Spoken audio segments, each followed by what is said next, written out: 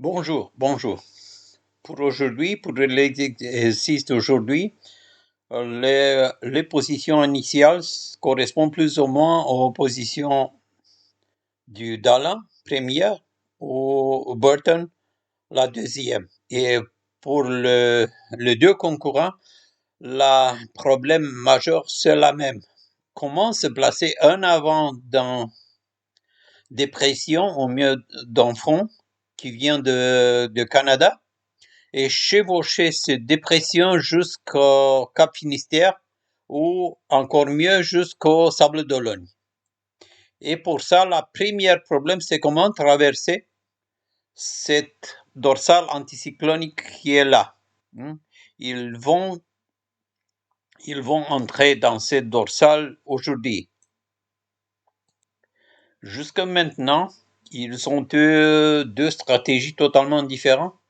Dalin a préféré l'angle et la distance plus courte vers Sable d'Olonne en détriment de la vitesse, et Burton a préféré avoir la plus grande vitesse au détriment de l'angle.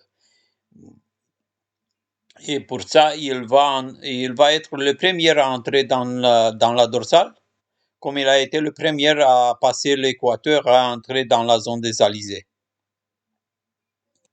Le premier point clé, c'est de passer la dorsale ici et de trouver un couloir pour la passer avec la plus grande vitesse et de se positionner au final de ce passage en devant d'un front, dans la meilleure position possible où ils ont de vent favorable et pas de vagues. On est maintenant sur le modèle américain, le GFC, et on voit le couloir ici. Et sur le modèle européen, encore mieux, le modèle allemand, Icon. Oui, le couloir est ici, plus ou moins.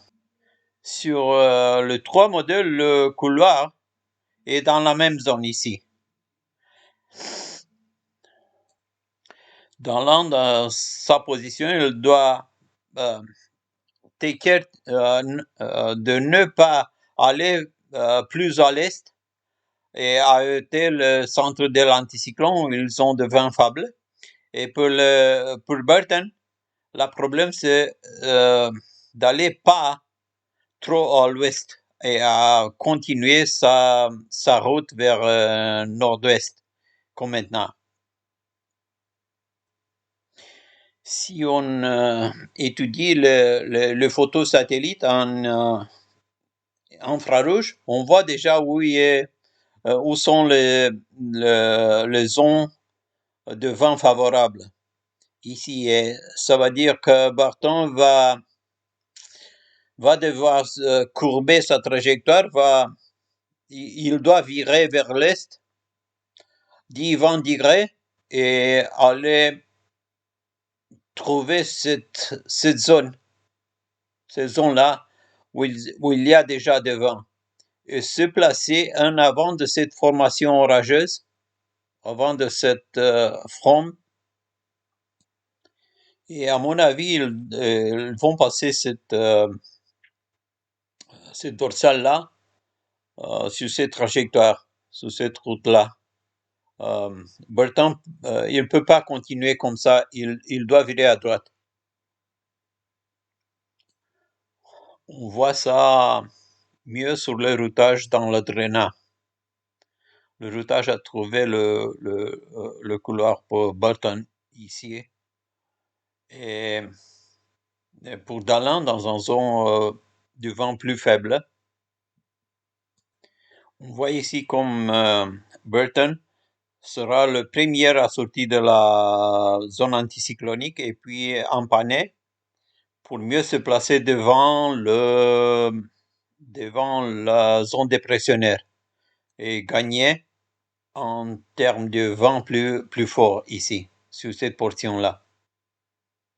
Après 2 ou 3 empannages pour la même raison, se placer dans une zone de vent plus favorable ici, ils vont se rapprocher les deux concurrents. Le point clé maintenant pour les deux, c'est le centre de cette dépression, comment il va se mouvoir, s'il va comme prévu vers l'est ou vers nord-est. S'il va vers nord-est, ils vont perdre le vent favorable. Mais le mieux avantageux sera d'Alain ici, parce qu'il est plus proche, il va avoir du vent plus fort. Encore une zone anticyclonique ici, de faible vent, de faible pression, faible vent, qui doit être dépassée, contournée. Après la zone du vent faible, ils vont rentrer dans le vent favorable généré par la dépression sur le Royaume-Uni ici. Et après un dernier empannage, ils vont en ligne droite à vent fort, avec de vent fort jusqu'à Sables-d'Olonne, où ils vont finir, allez, laissez-moi voir, 27 janvier, 27 janvier soir, 21, 22 heures, à 22 heures. Et même si je ne crois pas je ne crois pas que Burton peut la faire, le routage, et ça se passe de 107 jours que j'ai ces résultats, Burton va gagner. Et le routage me dit qu'il va rentrer Sable d'Olonne en heure avant d'Alain.